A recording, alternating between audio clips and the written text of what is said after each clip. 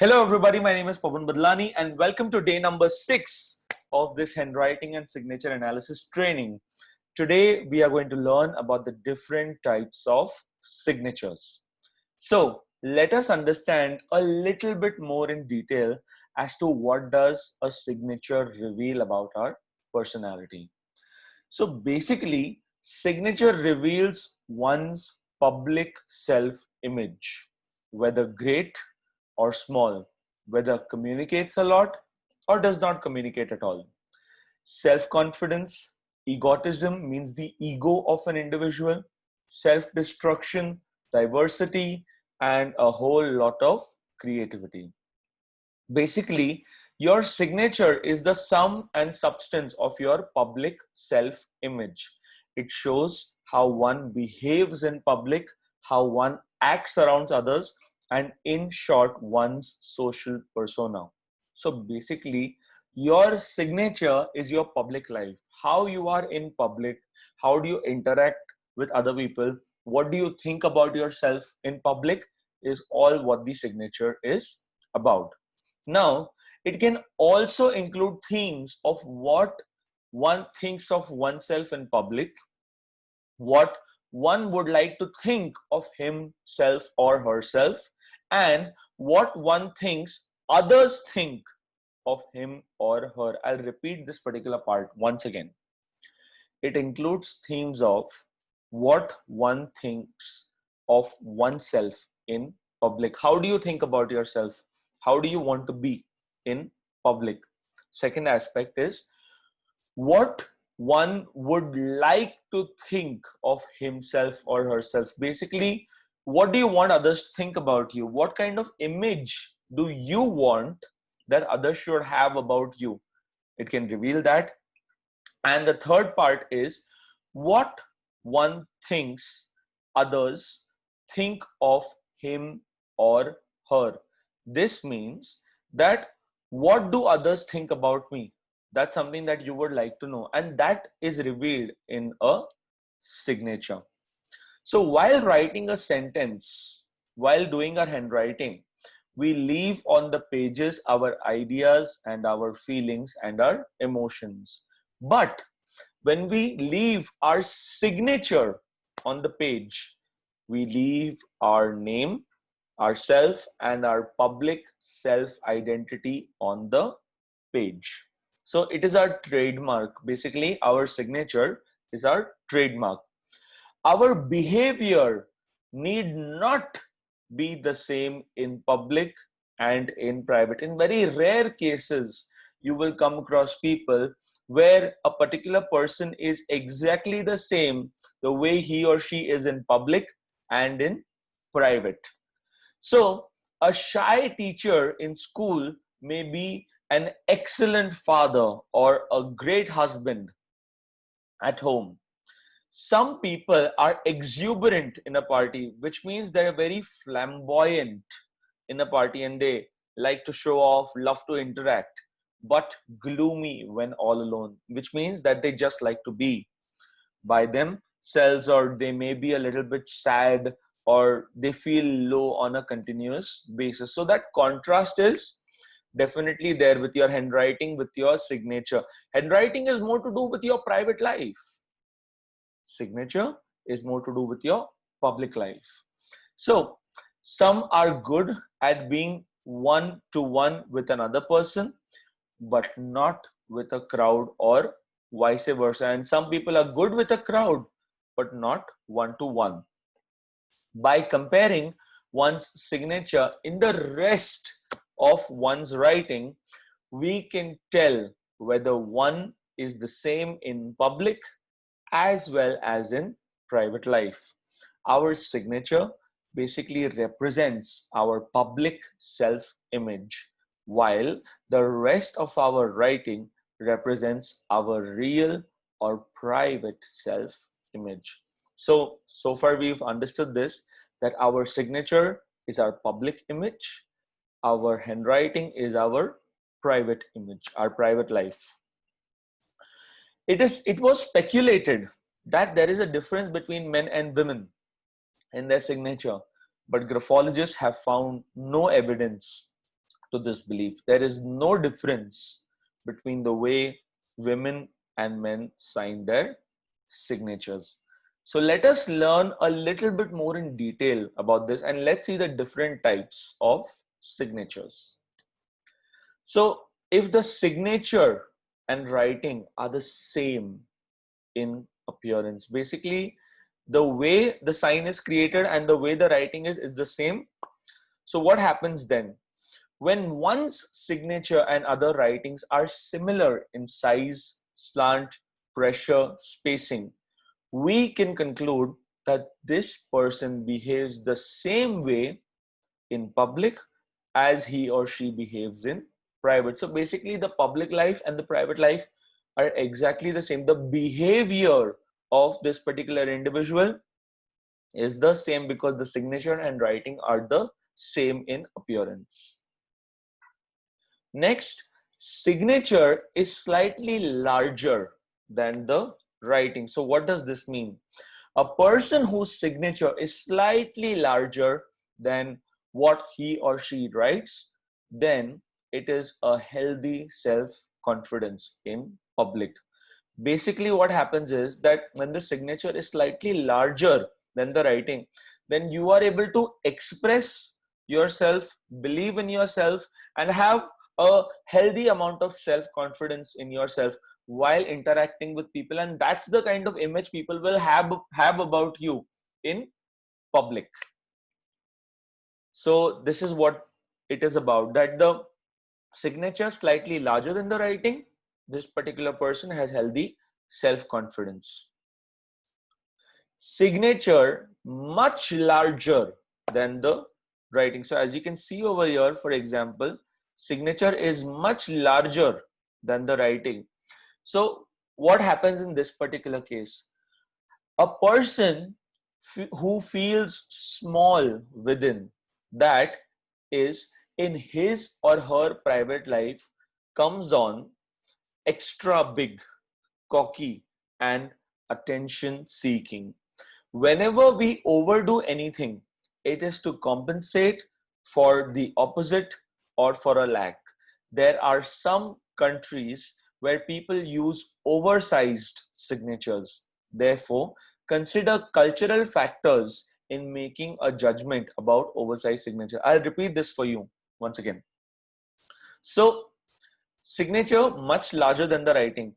A person who feels small within, that is in his or her private life, comes on as extra big, extra cocky, and attention seeking. Basically, this particular kind of person would demand more of your attention in his or her private life, right? And outside they want to show a great image that yes, we have high amount of confidence and we are the absolute best people. So again, coming back to this part, that whenever we overdo anything at all, even in our private life, it is to compensate for the opposite or for a lack. Basically, if you lack confidence, and outside you are showing that you're extremely confident, but when people even try to come in your private life or interact with you on a one-to-one basis in your personal life, you would try to gain more and more attention in the same way as you do in your public life as well, and you would love to have more people know about you. So you feel a little bit small from within. Moving ahead, signature slightly smaller than the writing. So this is the writing and this is slightly smaller. The signature is slightly small. So this kind of person who feels insecure, small, shy, reserved, voids any kind of attention and feels like fading into the background will have a signature slightly smaller than the rest of the writing. Basically, a person like this does not open up very, very easily and is a little bit insecure and scared. of the kind of attention, the kind of thoughts that people have about, them. People have about them. So you need to understand over here that if there is a signature that is slightly smaller than the writing, then this particular kind of person will not open up very easily, will fade into the background, will not even like to communicate with a lot of people in public, and you would actually not even notice whether they are there with you or not, because they would like to be very, very quiet as well. Moving on, signature which is much smaller than the writing. So this is something that's very interesting. This is the complete opposite of a person whose signature is extra large compared to the rest of the person's writing. The meaning in this case is that this person seeks attention by being so obviously unobvious. In this particular case, trying to get attention in unconventional ways. The person's smallness is so conspicuous, which means it is so clearly visible that everyone can see it almost immediately. In a page where a person has written something and signs so small, any observer before reading anything will immediately notice the signature. So secretly gaining attention. Thus, the person gets what he or she wants. So there are two ways to get attention. One is by being very boisterous, big, loud, and to show off your public image. And second way is by being too obscure, uncertain, not discoverable, so that people notice you more easily. Okay, so signature much smaller than the writing. You want to grab attention, but secretly, and you hope that people immediately take attention or take notice of you. Next, if you have a vertical signature, but a right slanted handwriting. So what does this mean? Rightward slanting means that this particular person is cordial, affectionate, friendly, and very, very warm as an individual. This is the private life of the person. This is going in the right slant, correct? But because he or she signs vertically, which means the A slant, it is an indication that this particular person in public is a cool cucumber, aloof, distant, with a whole lot of self-control and not willing to let you know his or her feeling. Very simply put, in their private life, they are very warm, very loving, very friendly by nature. But if you meet them in public, they don't care too much. They're absolutely cool on the outside and they want to guard their feelings and emotions. If there is a rightward slanting signature with vertical writing, which means that the signature is going in right slant, but the handwriting is vertical, that is the A slant. A person of this particular trait will be a warmer person, friendly, very approachable in his or her public life.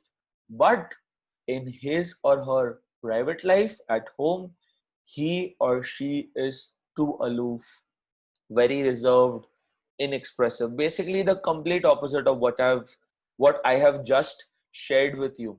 So in public, they are very warm, they are very friendly, they are very, very loving. But when it is vertical handwriting connected with a rightward slanting signature, this particular person is very reserved, a little inexpressive, and does not open up very, very easily and takes their own time. If there is a legible writing with a legible signature, what does it mean? In this particular case, since the writing is legible, the person wants to communicate what he or she wants to convey. So in their private life, they can easily communicate their thoughts, their ideas, their feelings, their emotions.